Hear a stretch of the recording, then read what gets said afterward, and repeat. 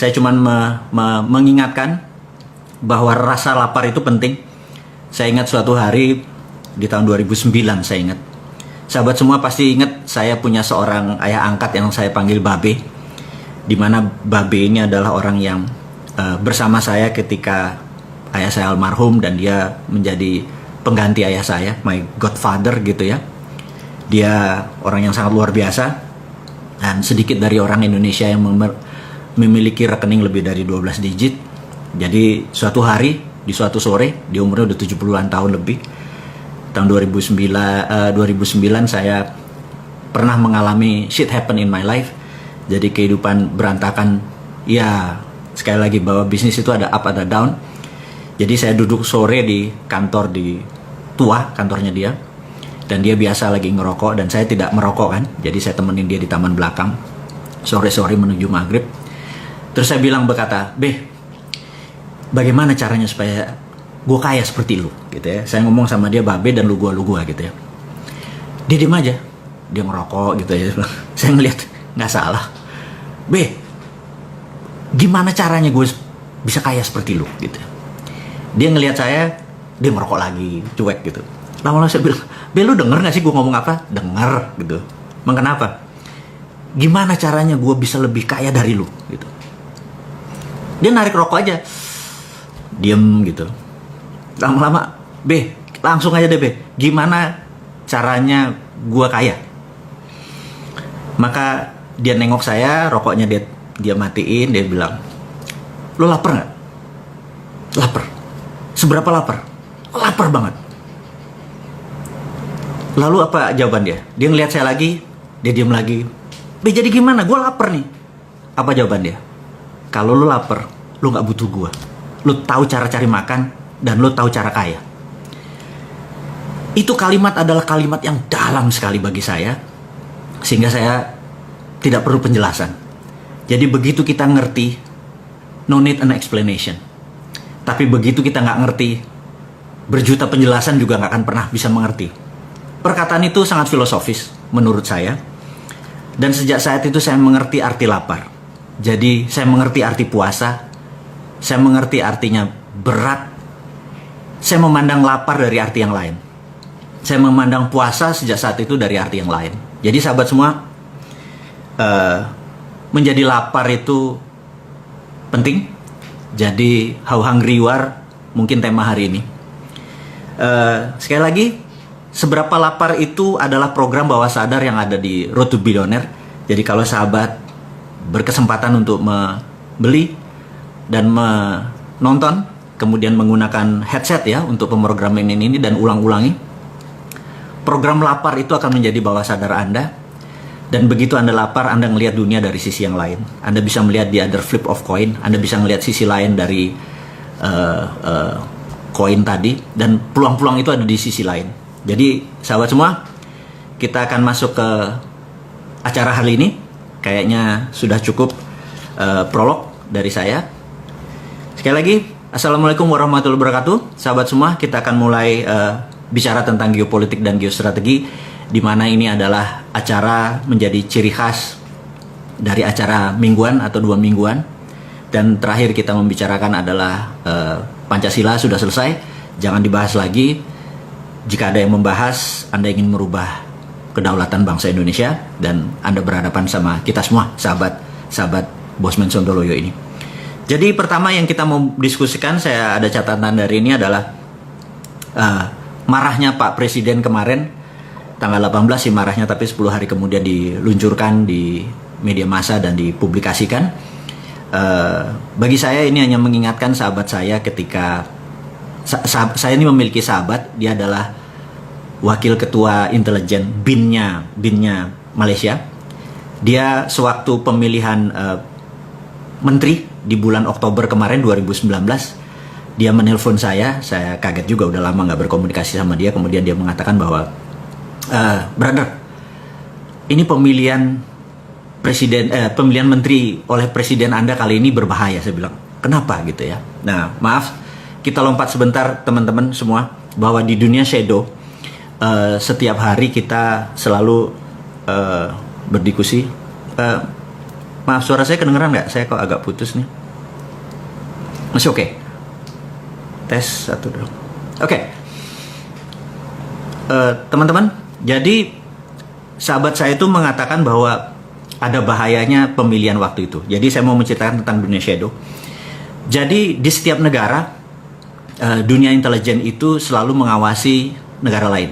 Jadi misalnya di CIA, di Langley, itu yang mengawasi kebijakan pemerintah Indonesia itu bisa lebih dari 10 doktor ilmu kebijakan ekonomi, psikologi, dan lain sebagainya. Jadi kalau ada kebijakan-kebijakan sebuah pemerintah, terutama Indonesia, dia bisa mereview.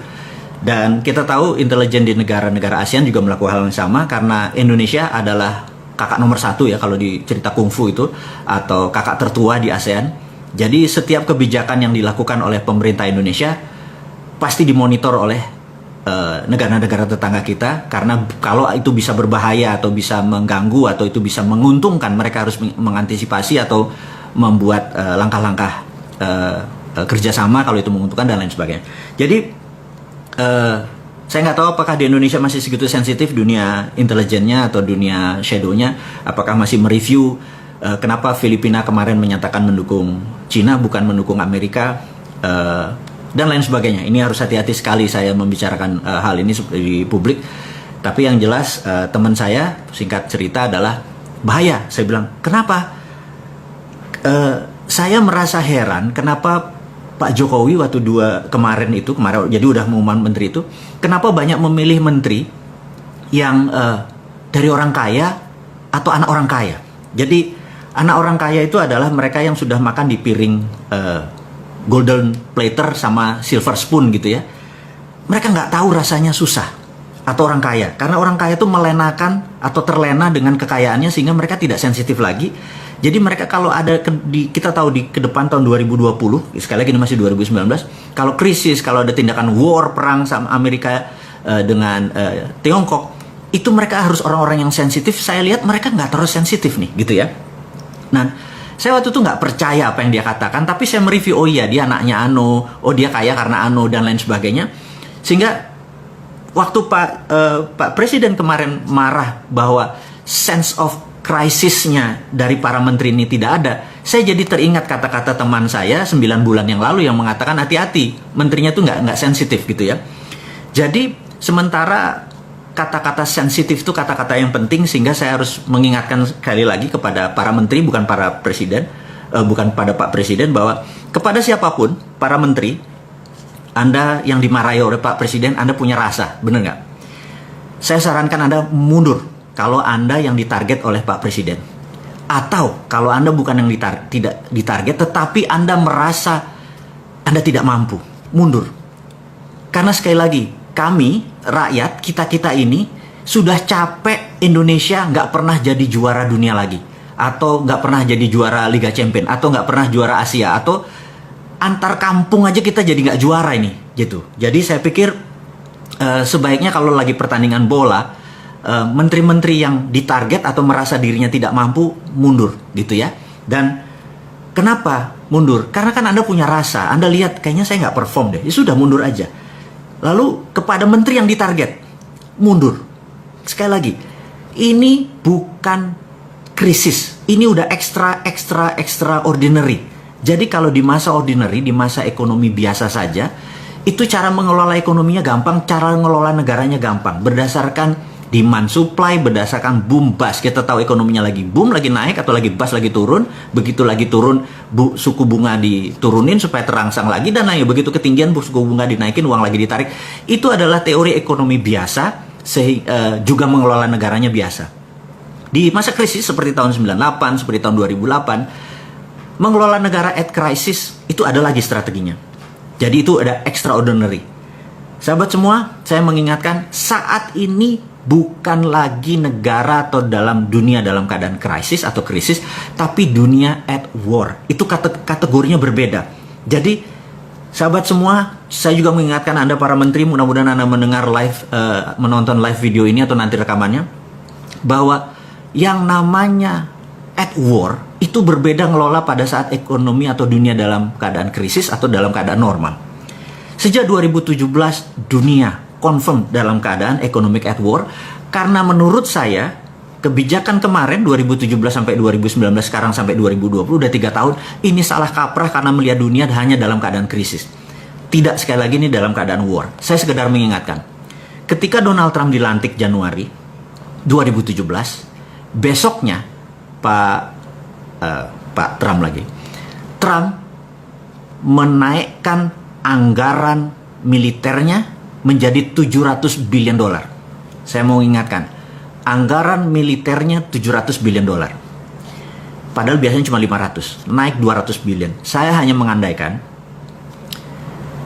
anggaran Menteri Pertahanan di Indonesia, anggaran militernya di Indonesia adalah 135 triliun rupiah, atau kalau didolarkan adalah 9 billion dolar.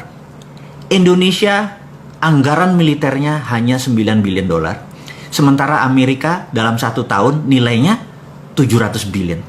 Sahabat semua, saya sekedar mengingatkan bahwa jika seluruh anggaran militer dunia digabung, Tiongkok yang 200 billion, Jepang, Korea Selatan, Australia, semua di total, itu masih lebih banyak anggaran militer Amerika. Dan Amerika memang mendominasi militer, mendominasi. Dan keesokan harinya dia mengangkat Pompeo menjadi Direktur of CIA, orang number one CIA.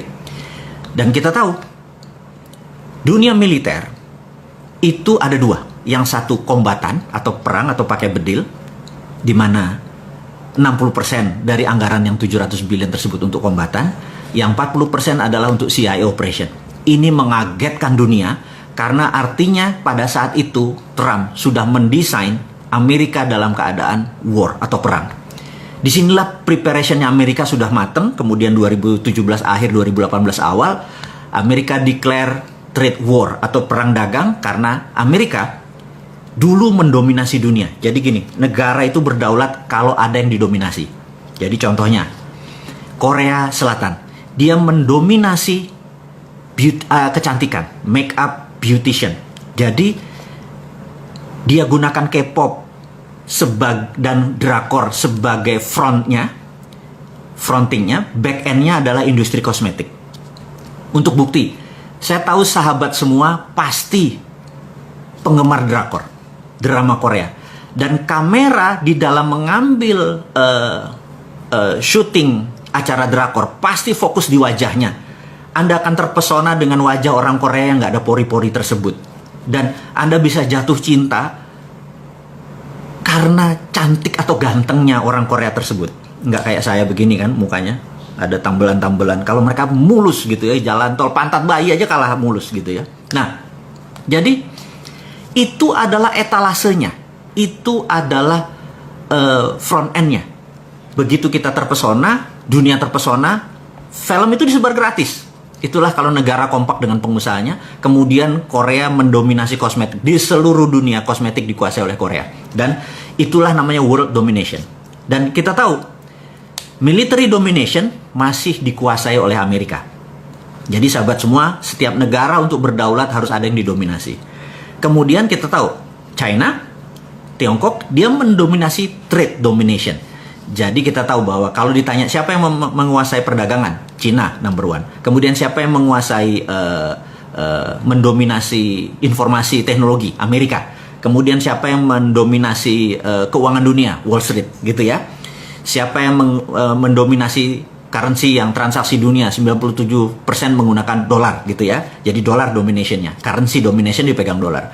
Jadi kalau kita lihat dari world domination, military domination dipegang Amerika, currency domination dipegang Amerika, transaksi domination kayak Wall Street atau investment dipegang Amerika, trade domination dipegang China, kosmetik, beautician dan lain sebagainya dipegang oleh Korea. Indonesia di mana dominasinya gitu ya? Kalau kita tidak mendominasi, kita jadi victim. Karena itu saya pernah bilang bahwa kalau kita mau bermain, ada yang kita bermain. Kita ini berada di 80% wilayah kita adalah lautan, dan lautnya adalah di Katulistiwa, di mana tempat beternak atau bertelur hampir seluruh kehidupan laut adalah di wilayah yang berkarang dan seperti Indonesia ini. Sehingga kita punya teh jangan sampai di Bremen menguasainya, kita punya tembakau ada di Eropa juga pasarnya atau bursanya. Kalau kita mau mendominasi, ini yang saya mau sarankan ke pemerintah sekarang. Kalau kita mau berdaulat, apa yang kita dominasi? Yang kita mau dominasi adalah bursa ikan. Jadi kalau bisa, Indonesia menentukan harga ikan dori, harga ikan apapun, salmon, apapun itu. Karena kita bisa jadi raja ikan, dan ikan adalah binatang yang saat ini kita bisa mendominasi. Ada yang bilang mendominasi utang gitu ya. Sahabat semua, jadi kalau kita mau bernegara, mau menjadi negara berdaulat, seperti misinya kita, seperti impiannya kita, seperti tugas kita mengingatkan bernegara adalah, yuk menjadi negara berdaulat. Cara berdaulat adalah ada yang kita dominasi. Ingat, setiap sesuatu itu pasti ada pasarnya, dan setiap pasarnya ada bisnis modelnya.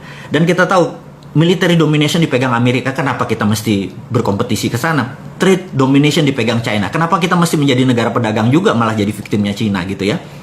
Jadi ini adalah sekedar usulan-usulan di mana sahabat semua mengerti bahwa niat kita mengingatkan pemerintah, karena saat ini saya merasa miris tidak ada satupun negarawan yang mengingatkan pada saat negara ini salah. Padahal ada senior-senior kita itu misalnya Pak Tri Sutrisno, Pak Amin Rais, Ibu Megawati. Itu kalau ada milenial melakukan kesalahan, tempeleng aja mereka, kamplengin mereka, tapi ya sangoni, ini loh cara yang benar, setelah dinasihati ini cara yang benar.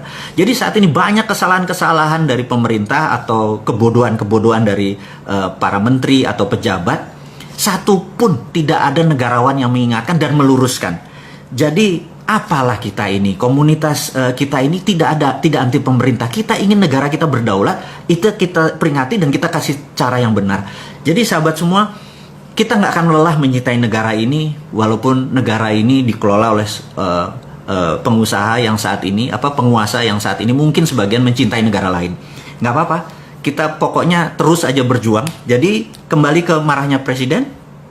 Jadi ada baiknya menteri-menteri tersebut mundur, karena siapa yang harus mundur? Anda merenung deh, ada 40-an sekitar menteri 34 dan beberapa pejabat yang di teras tinggi negara. Pakai hati lah, karena sekali lagi Anda kan punya hati, Anda tahu rasa, karena itulah penting buat kita. Jadi kalau bahasa Jawa tuh sejati neroso sukmo sejati, itu adalah, jadi kesejatian tertinggi itu adalah kalau Anda punya rasa, dan saya yakin semua orang punya rasa.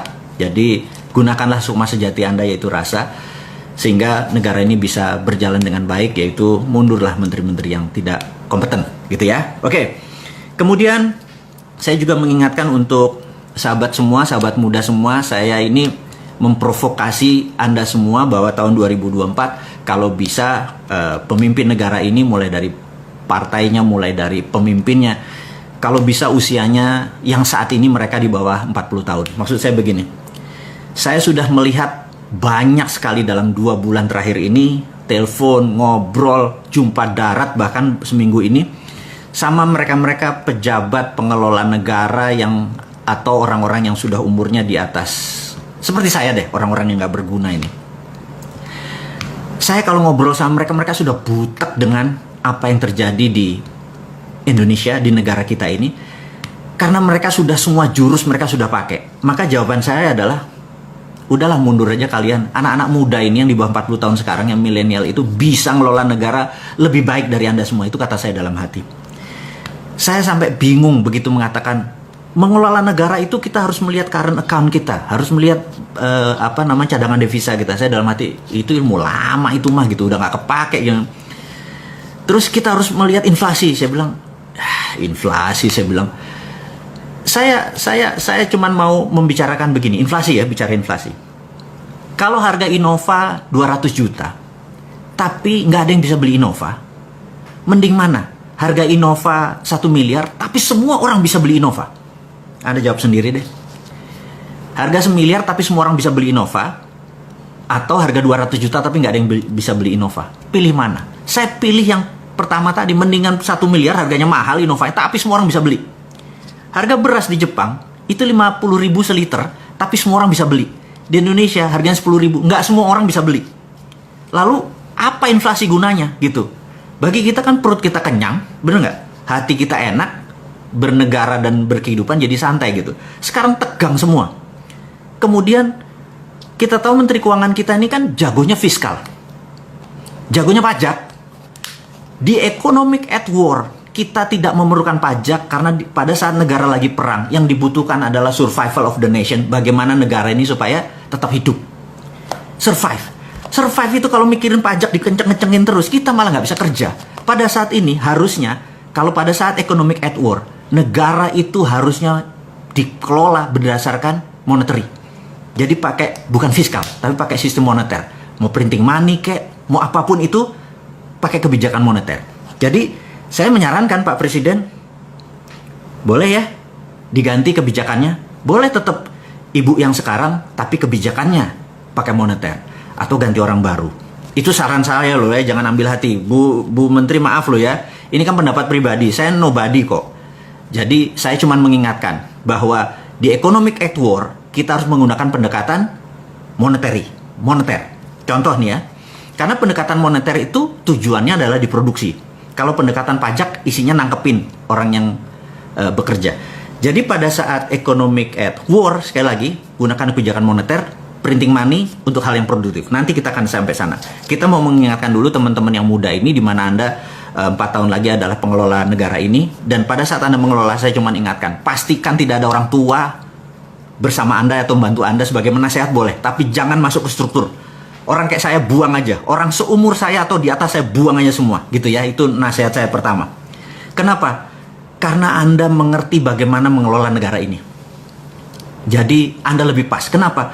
Karena dunia saat ini terjadi resetting, terjadi decoupling. Decoupling adalah perubahan dari masa sekarang dengan masa depan. Jadi masa sekarang itu decoupling, masa depan itu beda sekali cara ngelolanya. Ini yang saya mau mengingatkan semua teman-teman di yang muda-muda, ambil jabatan politik, ambil struktur bernegara dan ubah negara kita. Tapi sekali lagi, jangan ubah Pancasilanya, jangan ubah undang-undang dasarnya, jangan ubah apapun. Yang Anda rubah adalah how-nya, caranya. Dasar negara udah selesai, caranya, how-nya. Dan orang-orang tua yang saat ini udah bingung semua sebenarnya. Mereka udah nggak ngerti. Jadi sekali lagi, saya takut 4 tahun ke depan kita belangsak gitu ya. Nah, how the world work? Bagaimana cara dunia bekerja, saya mau ingatkan.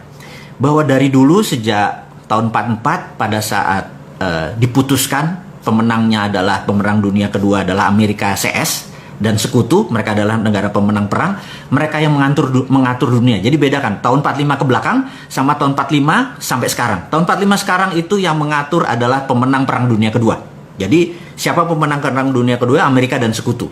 Dan mereka mengaturnya begini. Satu, currency-nya harus pakai dolar gitu ya. Kedua, mendirikan IMF. Ketiga, mendirikan World Bank.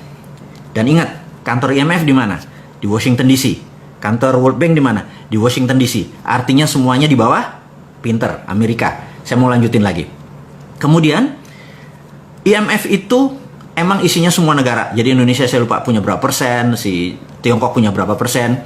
Dan syarat resolusi di IMF untuk menerbitkan sebuah resolusi, misalnya kasih pinjaman ke Bank Indonesia, kasih pinjaman ke Malaysia, ke Singapura, harus disetujui secara resolusi. Dan resolusinya menarik. Suara itu harus 75%. Jadi di bawah 75% resolusi itu tidak jalan. Dan sahabat semua sekedar mengingatkan, suara Amerika itu 26%. Jadi kalau seluruh dunia setuju, nilainya cuma 74%. Artinya kalau Amerika nggak setuju, resolusi itu tidak keluar. Jadi saya mau ulangi lagi, IMF siapa yang punya? Oke, udah pinter semua ya, Amerika. Jadi ya, sekedar mengingatkan supaya ingat. Jadi how the world, cara dunia bekerja udah paham ya. Dolar, IMF, kontrol money, kontrol currency, semuanya dolar, semuanya Amerika. Kemudian Amerika membagi negara Eropa dan Amerika sebagai negara produsen. Negara produsen harus ada sumbernya. Sumbernya adalah Eropa dari Afrika, itu bahan bakunya. Bahan bakunya Amerika ada di Amerika Latin, itu bahan bakunya untuk negara produsen. Negara Timur Tengah adalah negara energi. Dan negara sisanya, Tiongkok, India, ASEAN adalah market. Jadi harus diingat, negara produsen harus kaya, negara yang diambil bahan bakunya oleh sumber bahan baku ini harus miskin. Jadi Amerika Latin harus miskin, lihat aja. Penuh hutang itu yang namanya Argentina, Brazil, dan lain sebagainya itu perang terus, ada kartel, ada drug, ada segala macam, dan Afrika juga perang terus. Ingat, karena dengan perang ini mereka bisa kontrol. Anda ingat ya, kurang ajar ya. Ini sekali lagi, ini semua by design. Jangan bilang ini karena oh ini wayai ngono, enggak, ini by design. Jadi lalu negara market itu tidak boleh miskin, tapi tidak boleh kaya. Jadi kita di trap di tengah. Jadi saat ini Indonesia misalnya negara upper middle, jadi kita dapat 4.000 dolar kira-kira. Dan Indonesia sampai sekitar 10 tahun lagi. Ingat, Cina udah di Indonesia udah berapa? 4-5 tahun terakhir ini kan Cina masuk. Apakah GDP Indonesia naik? Dari 3.800 terus naik jadi 7.000? Nggak mungkin. Gitu ya. Terus Indonesia di bawah Amerika bakal naik nggak dari 4.000 terus ke 7.000? Nggak mungkin. Indonesia kan segini-segini aja naik 5-6%, 2-3%, kayak gitu aja terus. Karena kita adalah market, India adalah market, Tiongkok adalah market gitu ya. Nah, di tahun 90 ketika zamannya Ronald Reagan, di mana fokusnya Amerika adalah berperang lawan Soviet, dan kemudian fokusnya di energi, mereka lupa Cina waktu itu membangun infrastruktur tahun 90-an, membangun UKM-nya dulu, membangun produksinya, dan begitu tahun 2008 pada saat Olimpiade Beijing, dunia kaget. Ternyata Cina sudah menjadi produsen. Kalau udah jadi negara produsen, dia udah menjadi sejajar dengan Eropa, sudah menjadi sejajar dengan Amerika, maka Cina atau Tiongkok harus punya negara jajahan seperti Amerika di Amerika Latin, Eropa di Afrika. Sekarang pertanyaannya, siapa negara yang dijajah oleh Cina? Oke, Anda sendiri yang jawab. Saya nggak mau. Karena nggak mungkin Indonesia. Pejabat Indonesia pinter-pinter, orangnya pinter-pinter, nggak mungkin Indonesia. Kalau bilang Indonesia itu orang, itu fitnah itu, ya. Jadi Anda yang jawab. Anda yang jawab. Tapi Anda dalam hati tahu, anjrit, gue tahu tuh maksudnya bosman negara mana. Dan pejabatnya siapa, gue tahu gitu ya. Tapi wis, kita nggak usah ngegosip. Karena ngegosip itu nggak menyelesaikan masalah. Ini hanya mengajarkan, mengingatkan cara bernegara yang benar. Jadi sudah mulai mengerti how the world work gitu ya. Nah karena itu, kalau Amerika dan Eropa adalah negara pemenang perang, sekutu. Kalau dengan Cina, nah Cina ini lagi men-challenge Amerika, men-challenge dunia bahwa siapa yang jadi number one. Bagi saya adalah number one itu dominationnya Cina baru trade domination. Amerika masih mempunyai beberapa dominasi, yaitu teknologi, informasi, satelit, alat perang, dan lain sebagainya. Jadi kalau saya merasa kalau fisik mereka berperang, rasanya Amerika menang. Tapi sekali lagi, Cina negara yang sudah ribuan tahun budayanya berdiri, mereka pasti bermain. Nah disinilah saya mau melihat bahwa Indonesia harusnya mengambil kesempatan di masa ini. Ini nanti kita akan sampai sana. Ini yang saya kok nggak diambil sih, goblok bener lu gitu ya. Nah jadi begini, saya sekedar mengingatkan, COVID hari ini kita harus diskusikan dulu sebelum kita masuk ke topik yang lain. COVID ini begini, terlepas dari Anda percaya bahwa COVID itu konspirasi atau COVID itu biologi, out of control gitu ya, terserah. Tapi kita mikir yang netral aja, anggap ini adalah memang biological event atau peristiwa maha dahsyat pandemik, memang biologi, nggak ada yang mengendalikan, nggak ada. Jadi kita anggap kita adalah orang baik yang tidak punya persepsi buruk, kita menganggap ini adalah kejadian yang normal. Oke. Kalau kejadian yang normal, maka untuk mengobati atau dunia vaksin itu dunia virus itu obatnya adalah vaksin. Jadi menurut pengalaman, vaksin itu kira-kira 12 sampai 18 bulan. Jadi kalau kita anggap bulan Januari 2020 dunia berkompetisi untuk membuat vaksin COVID, maka kira-kira tercepat adalah Januari 2021. Gitu ya. Seluruh dunia saat ini sedang melakukan hal yang sama, bagaimana menciptakan vaksin untuk mengalahkan COVID. Jadi kalau 2021 katakanlah negara Prancis atau katakanlah Singapura duluan ternyata menemukan COVID tersebut, vaksin COVID tersebut. Jadi begitu dia menemukan di Januari 2021, kemudian dia akan mencetak secara komersial. Jadi dia akan membuat pabrik, dia akan menambah produksi dan lain sebagainya. Kira-kira tambah 6 bulan. Jadi Juli 2021 baru vaksin itu untuk negaranya dan daerah sekitarnya, dan kira-kira untuk merata di seluruh dunia atau the rest of the world ini kira-kira memakan waktu sampai Desember 2021. Sahabat semua, Desember 2021 itu waktu yang lama. Ingat, baru 6 bulan aja dari Januari ya, dari Januari sampai sekarang. Zara salah satu, ini baju Zara rasanya. Zara sudah menutup 1.200 outletnya di seluruh dunia. Airbnb yang tadinya 12 tahun ini menguasai dunia hospitality di luar hotel liar, tahu-tahu musnah hanya dalam 6 minggu gitu ya. Dan kita tahu Patek Philippe, Rolex, Hermes, Chanel, barang-barang mewah tadi ya, Ferragamo dan lain sebagainya, berhenti produksi. Karena barang mewah saat ini orang nggak mau pakai Chanel, nggak mau pakai Gucci, mau ngapain lo gitu ya, nggak kemana-mana gitu. Walaupun sekarang COVID sudah selesai atau banyak yang melepas PSBB-nya, tapi COVID-nya belum hilang dan banyak orang-orang yang merasa ntar aja deh gitu ya. Jadi ada perusahaan misalnya Unilever katanya kemarin itu baru mulai operasi, kantornya toto ada yang kena COVID, kantornya tutup lagi, work from home lagi, dan ini terus menjadi bergilir sehingga ekonomi Indonesia di 6 bulan ke depan ini sangat genting. Ini akan menjadi downtrend turun. Jadi saya mengingatkan sahabat semua, kalau Anda punya uang jangan invest dulu, ganti ke dolar atau ganti ke emas gitu ya, terutama emas. Hati-hati, jangan, oh ini tanahnya murah, dia punya di bank nih harga 200 juta nih cuma 100. Sabar, 6 bulan lagi jangan tinggal 50 gitu ya. Sabar, sekali lagi. Saya hanya mengingatkan bahwa ini worst scenario. Mudah-mudahan tidak terjadi. Jadi apa yang terjadi kalau shit happen, Anda udah punya plan B-nya. Sekali lagi sahabat semua, saya ngomong begini kelihatannya menyeramkan, tetapi memang berangkatnya saya dari trend analysis. Saya melihat apa-apa dari worst scenario, dari skenario terburuk, dari trend analysis. Kalau itu bisa diselesaikan, ya sudah, kita aman gitu ya. Tapi kalau kita nggak tahu, jangan sampai gini loh. Saya tuh kadang-kadang kesel sama pejabat sekarang ya. Jadi di bulan Januari kita underestimate terhadap COVID. Februari masih underestimate.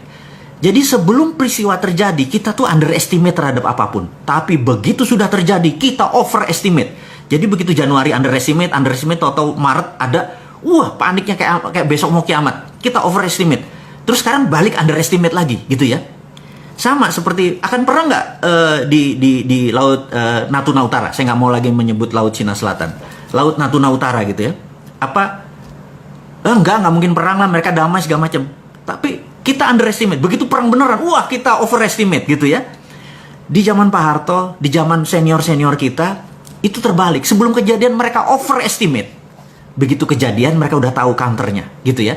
Kembali kita sama, kita sekarang overestimate aja dulu deh. Anggap COVID ini sampai 2021 baru selesai. Anggap itu dulu, vaksinnya baru ada. Jadi kita harus sudah nyiapin 1,5 tahun ke depan ngapain. Overestimate, kalau nggak kejadian nggak apa-apa gitu ya. Nah, kembali ke apa yang harus dilakukan. Jadi saat ini, sekarang kita balik. Kita tambah lagi, bukan dibalik. Gimana kalau benar-benar COVID ini ada skenarionya? Ada globalis yang ingin mengontrol dunia, yang merasa bahwa negara itu less important, nggak terlalu penting. Control the people itu yang menjadi penting. Dan mereka menganggap cara mengontrolnya adalah dengan memberikan reign of terror. Atau mengirimkan teror, dengan teror tersebut dunia panik. Dunia panik akhirnya solusinya di mereka. Teknologi, medicine dan lain sebagainya. Jadi kalaupun mereka ini by design, kapan vaksinnya keluar? Mereka pasti udah punya vaksinnya gitu ya. Kapan vaksinnya keluar? Vaksinnya keluar adalah 2 bulan sebelum vaksin kompetitornya datang. Kenapa? Karena ngitungnya begini. Saat ini di dunia ada 11 juta terpapar, di Indonesia ada 65 ribu hari ini gitu ya. Itu adalah Juli, akhir diperkirakan Indonesia mungkin 100 ribu, dunia kira-kira 20 juta. Di akhir 2020, dunia kira-kira mencapai 50 juta. Di pertengahan Juli 2021, mungkin sekitar 300-an juta. Dan diperkirakan akhir 2021, 1 miliar manusia terpapar oleh COVID. Dan bagi globalis, cabal, bagi mereka yang orang jahat-jahat ingin mengontrol dunia ini, disitulah baru mereka keluarkan vaksinnya 2 bulan sebelum itu. Karena apa? Udah 9 miliar orang. Kalau 10 juta masih belum, gitu ya, udah 9 miliar orang. Jadi sahabat semua, terlepas ini ada konspirasi atau tidak, angka 2021 itu menjadi visible negatifnya.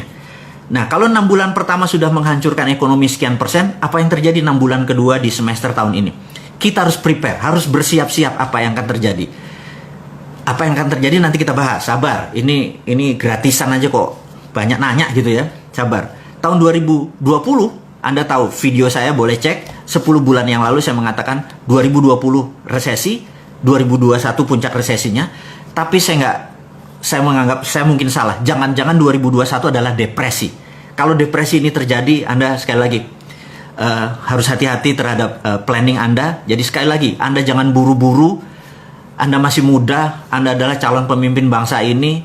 langkah Anda benar-benar hati-hati, Anda belajar, diskusi, selalu overestimate, tapi langkah Anda baby step-nya benar-benar solutif gitu ya.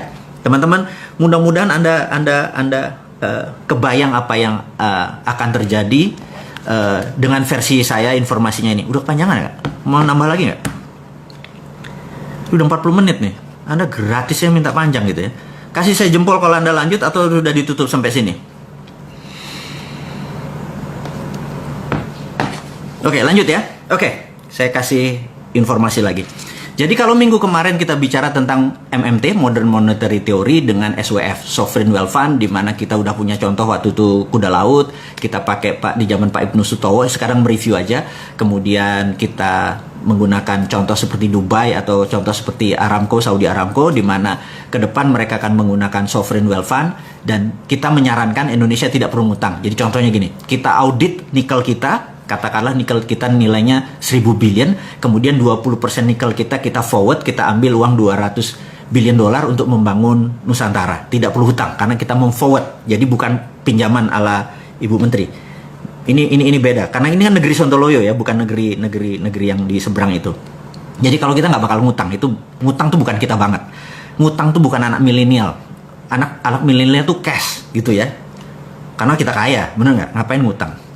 Terus kedua adalah mengenai printing money. Printing money ini menjadi penting. Jadi kita tahu generasi tua di atas kita ini takut sekali sama namanya inflasi, karena mereka pernah merasakan susahnya inflasi. Atau negara tidak dikontrol seperti tahun 98, inflasi sangat cepat sekali sehingga barang-barang nilainya menjadi tak bernilai. Kemudian juga di tahun 60-an, 66 terutama, itu terjadi hyperinflation di Indonesia. Tapi sekali lagi, jika printing money itu mereka tidak setujui karena itu bisa menyebabkan negara dalam keadaan inflasi. Saya mau menerangkan tentang inflasi dengan cara yang sederhana. Jadi gini, inflasi itu tidak ada selama printing money-nya ada underlying. Ini harus diingat. Jadi, saya sekedar mengingatkan sahabat semua, saya ulangi lagi, Anda mungkin pernah dengar, tapi ya biar ilmu ini nancep ke dalam, repetition adalah segalanya. Repeat gitu ya. Jadi keunggulan adalah tidak ada. Keunggulan adalah seseorang yang merepeat sesuatu sehingga menjadi keunggulan. Saya akan repeat lagi. Jadi kita tahu di awal tahun 89 terjadilah dialog yang sangat menarik di mana Deng Xiaoping pada saat itu pemimpin Cina sedang berhadapan dengan demo masyarakat Cina yang pengen negaranya menjadi demokrasi. Kemudian ada 11 jenderal dari Partai Komunis Cina yang menghadap Deng Xiaoping bilang, lebih baik kita tidak menjadi negara demokrasi, mereka kita babat. Tapi kalau Anda memilih demokrasi, Anda memilih memenangkan perjanjian seperti dengan Ronald Reagan. Jadi waktu tahun juga ada perjanjian dengan Ronald Reagan untuk jadi Cina 40 tahun kemudian menjadi negara demokrasi. Kami bersebelas tebas saja lehernya gitu ya. Kami nggak usah ngikutin. Deng Xiaoping sangat dilema, kemudian keputusannya adalah dia memilih sahabat dia, jenderal yang 11 itu, kemudian dia libas itu demonstran dan Cina menjadi negara tertutup, kemudian dia fuck IMF, fuck World Bank, dia udah nggak butuh gitu ya. Baik, akhirnya mereka berdua-belas rapat, dan rapat ini menjadi sangat fenomenal karena ada sebuah tagline yang saat ini masih ada, yaitu hari itu, momen itu adalah ada sebuah kata-kata ya namanya the secret meeting that changed China. Disitulah adalah masa meeting rahasia yang merubah Cina sampai sekarang, yaitu mereka menggunakan dua currency, satu renminbi, satu yuan. Yuan untuk di luar China, renminbi di dalam Cina. Renminbi dicetak berdasarkan proyek. Nah, saya memberi contoh nih ya, gimana caranya pada saat misalnya si Sontoloyo ini jadi presiden. Contoh ini ya, jangan ngarepin, saya nggak akan pernah mau. Jadi contoh, jadi gini. Jadi suatu hari Menteri PUPR datang, lapor Pak Presiden, kita perlu bangun 1 juta rumah. Oke? Terus Menteri BUMN, Anda perlu berapa? Perlu 100 triliun Pak. Oke, Menteri Keuangan, print 100 triliun, kasih Menteri BUMN, kemudian Menteri BUMN itu akan membagikan uang 100 triliun itu kepada pabrik, misalnya pabrik baja untuk besi, pabrik kusen kayu, pabrik paku, pabrik bata, dan semua tidak boleh ada unsur impor. Jadi semuanya lokal, dan begitu bangunan itu dibangun jadi tidak boleh ada bunga. Orang bayar tidak boleh ada bunga. Kemudian tidak boleh harga dinaikkan. Jadi misalnya 1 meter persegi dari bangunan tersebut adalah 3 juta per meter, makanya 100 meter persegi ya 300 juta. As it is. Kemudian begitu masyarakat membeli, uang itu diambil, Menteri BUMN kasih ke Menteri Keuangan. Setiap uang masuk, bakar. Setiap uang masuk, bakar. Kemudian 5 tahun kemudian begitu gedung jadi, gedung itu dibeli oleh masyarakat, uangnya masuk lagi, bakar senilai yang sama. Apa yang terjadi? 100 triliun tersebut dibakar. Kemudian underlay-nya adalah perumahan yang 1 juta unit tadi. Inflasinya di mana? Nggak ada. Itulah yang dibangun oleh Cina. Kenapa Cina segitu besar? Jadi Cina membangun itu berdasarkan project. Print renminbi proyek. Dulu renminbi dan yuan itu benda yang berbeda. Tapi sekarang 30 tahun kemudian renminbi dan yuan satu. Udah nggak kita bicarakan lagi. Nah, kemudian begitu Amerika saat ini perang sama Tiongkok, apa yang dilakukan oleh Amerika? Amerika bisa melakukan dollar reserve value. Apa itu dollar reserve value? Dollar reserve value itu begini. Cadangan devisanya Cina berupa dolar sekitar berapa? 2 triliun dolar atau 2000 billion. Apa yang terjadi kalau dolar dipotong jadi separuh sehingga nilai devisa dia menjadi separuh? Indonesia yang 130 billion dolar dipotong separuh, bubar Indonesia ini langsung, nggak bisa beli minyak, nggak bisa beli pangan dan lain sebagainya. Jadi sangat sensitif begitu devisanya dipotong. Apa yang Cina lakukan saat ini? Dia menciptakan e-renminbi. E-renminbi ini adalah digital renminbi, new printing money. Jadi Amerika mau potong separuh, bodo amat, gue udah punya, gitu ya. Nah, jadi saya sarankan kepada Pak Presiden, teman-teman kita sepakat di Republik Sontoloyo ini untuk mengingatkan Presiden kita di negara tetangga itu bahwa kalau mau keluar dari masalah bangsa Indonesia, print money, gunakan e-rupiah. Base-nya apa? Kalau e-rupiah kan digital, gunakan blockchain. Karena blockchain itu kan trusted open ledger, sehingga uang keluar kemanapun bisa. Waktu kita menganggap ini sudah cukup beredarnya, kita tarik kembali dengan strategi blockchain, ketarik juga. Sehingga tidak ada inflasi. Inilah solusi untuk menolong bangsa ini untuk menjadi bangsa yang besar, melebihi Tiongkok, melebihi Amerika dalam waktu sekejap. Jadi, hater dan buzzernya Bosman itu adalah kaki tangannya Amerika dan Tiongkok yang tidak pengen Indonesia berdaulat. Dan sahabat semua, Anda jangan takut untuk proyek ini dikorup. Anda itu berpikir kuno. Kalau ada berpikir, oh nanti gimana dikorup? Nggak mungkin dikorup karena ini pakai blockchain. Dan nggak mungkin dikorup karena ini ada underlayingnya. Sekali lagi, sahabat semua, lupakan cara berpikir lama. Lupakan inflasi, lupakan itu namanya dikorup segala macam. Ini blockchain. Dan strategi ini simple, negara tidak usah menggunakan infrastruktur yang lama, gunakan infrastruktur yang baru. Gunakan infrastruktur yang baru. Caranya bagaimana? Saya punya sahabat, saya punya sahabat begini. Sahabat saya manggil Kak Camah, dia usianya mungkin 15 tahun di atas saya. Kakak saya ini seorang wanita yang punya masalah di otaknya. Jadi kalau ternyata pas di CT scan itu ada blocking di kepalanya. Jadi tapi kalau dia dioperasi itu kemungkinan selamatnya cuma 30%. Jadi sementara kalau dia lagi kesakitan itu painkiller termahal pun tidak bisa menyembuhkan rasa sakitnya. Jadi apa yang terjadi? Begitu dia sakit dia bisa pingsan. Kemudian gimana solusinya? Dia dioperasi, chance peluangnya kecil, sementara di kepalanya ada blockage atau pemblokan. Jadi kalau di jam 9 malam dia mulai ngebatik, pakai canting dia ngebatik gitu ya. Tidur jam 3 pagi atau habis subuh dia baru tidur. 2 tahun kemudian dia merasa heran kok selama pusingnya atau penyakit kepalanya nggak hilang gitu ya. Kemudian dia ke Singapura untuk CT scan. Sahabat semua, apa yang terjadi? Allah itu luar biasa. Jadi ini otaknya dan jaringan saraf yang keblok tadi, tahu-tahu tumbuh jaringan baru, masih kecil. Itulah yang membuat solusi sehingga dia bisa normal kembali gitu ya. Jadi dia menciptakan saraf baru. Nah, pada saat ini Indonesia seperti bloknya otak tadi. Kalau pakai cara yang lama nggak selesai negara ini. Jadi apa solusinya? Solusinya adalah gunakan jalur baru. Lupakan yang lama, biarin yang lama, biar orang yang lama, yang politikus apa segala macam biar di sini. Kita yang muda-muda gunakan jalur baru. Itulah yang akan kita lakukan segera, gunakan e-rupiah. Jadi sahabat, rasanya kalau bisnis seperti apa yang kita sebut tadi atau ekonomi seperti tadi kelihatan gampang. Sesungguhnya segampang itu. Yang dibikin rumit itu mereka supaya kita anak muda atau Anda, bukan saya udah tua. Yang anak muda seperti kalian semua itu tidak mau mengelola negara ini. Sahabat, adik-adikku, ambil 4 tahun lagi Anda yang harus berdaulat. Kalau ini nggak dipakai juga e-rupiah, kita tunggu 4 tahun lagi dengan sabar. Saya kasih itu semua. Dan jangan harap saya minta posisi. Anda yang lebih berdaulat. Saya cuma mau ngewirit jagongan aja lah, makan jagung di rumah, guyang-guyu, ketawa-ketawi. Itu membuat umur saya mungkin jadi 100 tahun. Daripada saya harus berada di tengah-tengah Anda yang muda-muda, saya malu gitu ya. Jadi sahabat semua, di ujung pembicaraan topik hari ini, semoga sahabat semua berkenan, semoga sahabat semua bisa menjadi panji-panji pejuang-pejuang digital patriotism, di mana kita akan merebut kembali kedaulatan, tidak mulai dari kapanpun, tapi dari sekarang. Anda harus terus belajar, Anda terus semangat. Sekali lagi, COVID itu ada, dan kita harus nggak boleh kalah dengan COVID. Globalis itu ada, kita nggak boleh kalah dengan globalis.